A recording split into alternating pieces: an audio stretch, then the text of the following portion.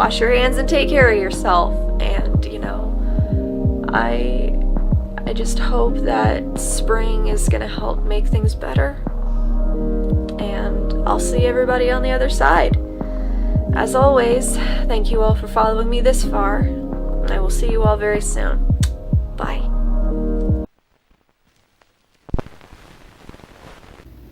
We are the music makers, and we are the dreamers of dreams.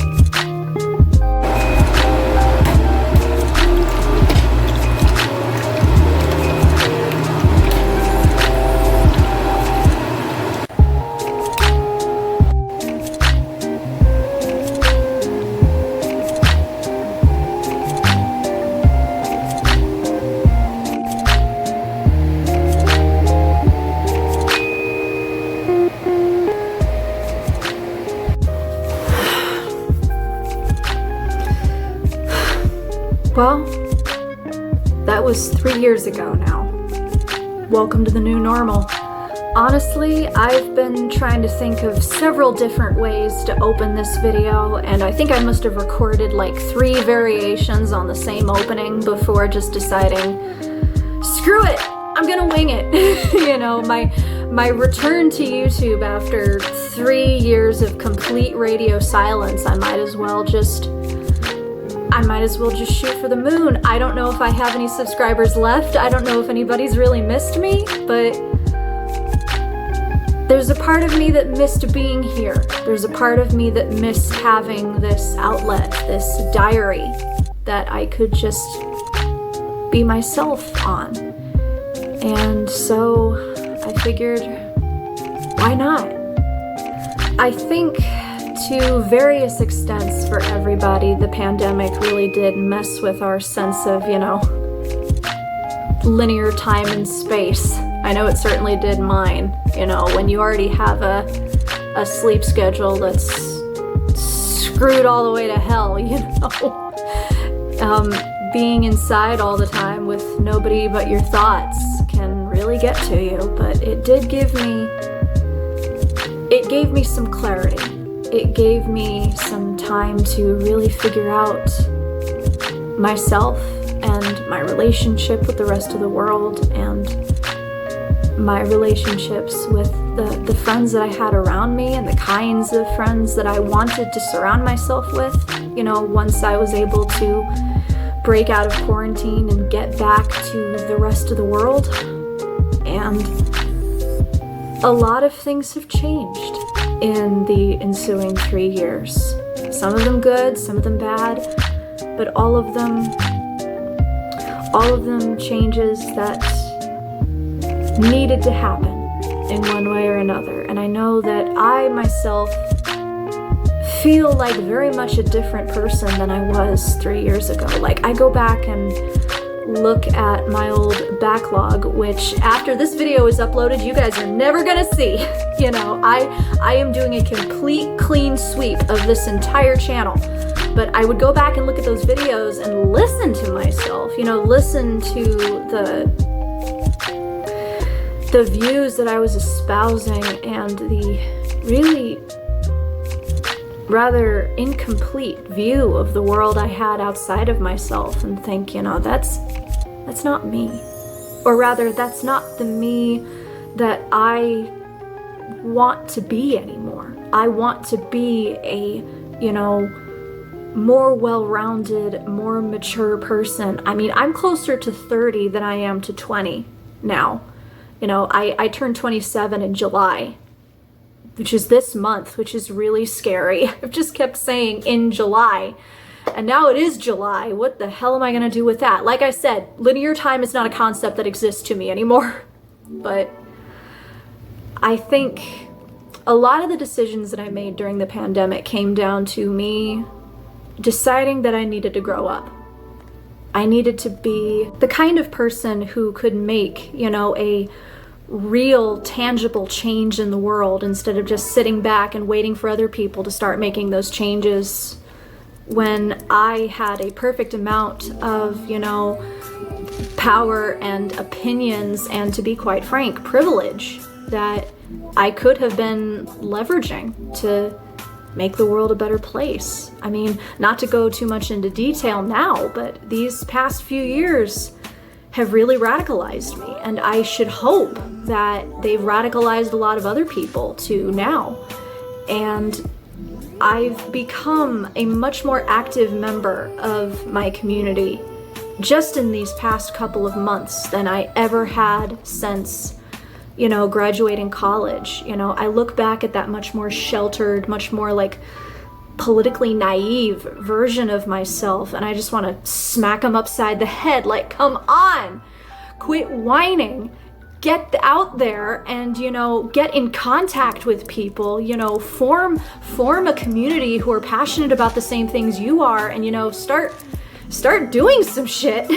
And that's actually one of the things that I'm most proud of since, really forging out on my own the way I have these past couple of years, that I've become a lot braver and a lot more outspoken and a lot more, just out there and contributing in a positive way to the world around me. And I wouldn't change that for anything. And I just want to clarify, listening back to myself now, that, just talking about changes you want to see in the world, whether it's, shouting into the void about injustices online, or maybe not having a supportive community to rally around you, that doesn't make you whiny, that doesn't make you a coward. Feeling helpless and angry inside the systems that exist now is not a bug, it's a feature. These systems are set up for the people inside it to fail. And the more angry voices we can get out there in one form or another, whether it be, in the online world or in, meat space, whether you're, signing petitions or donating or attending protests, every little thing matters. Every little thing is another way we can radicalize more people. We can get our message out there on one platform or another to maybe pie in the sky hope that these systems can be taken down the way they deserve to be. And I realized that, talking about my new community, I'm kind of putting the cart before the horse. I moved clear across the state. I'm no longer beholden to my, tiny conservative middle of bumfuck nowhere town. I'm in a place where things happen now. I've got a job at a university, as a residential clerk. I'm doing theater. I'm actually doing more theater than I have in a long time.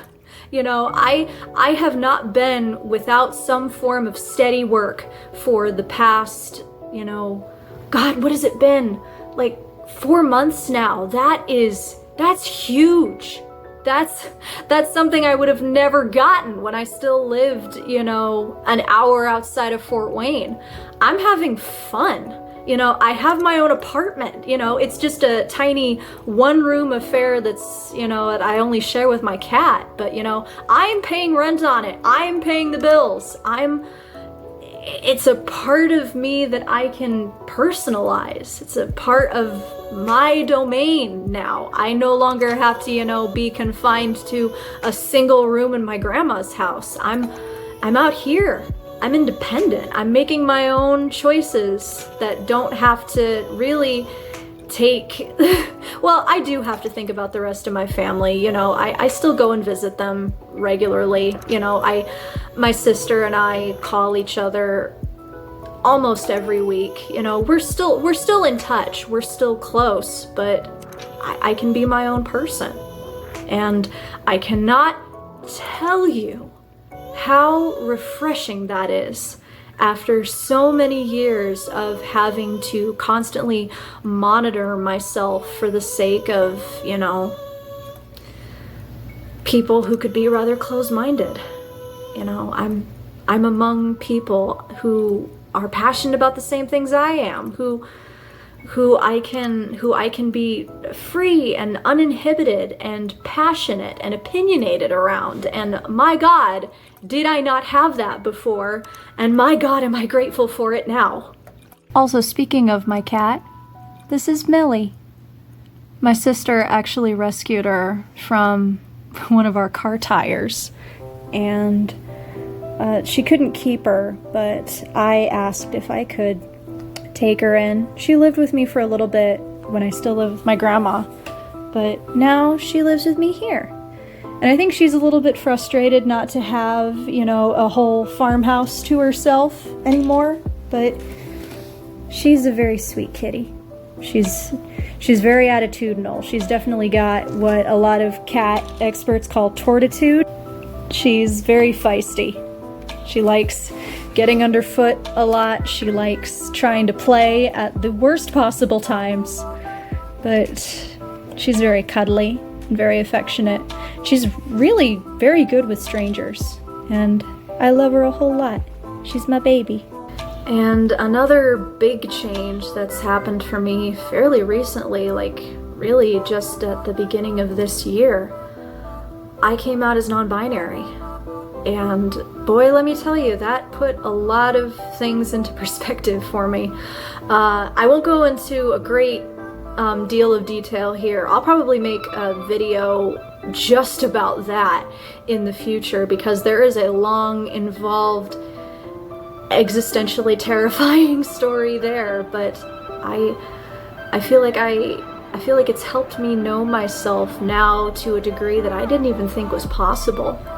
And it's introduced me to a lot of really lovely, understanding, compassionate, the list of positive adjectives goes on and on and on. It's introduced me to so many people that I am so, so grateful to have in my life now. And I don't think I would have had I stayed back in my tiny little provincial town.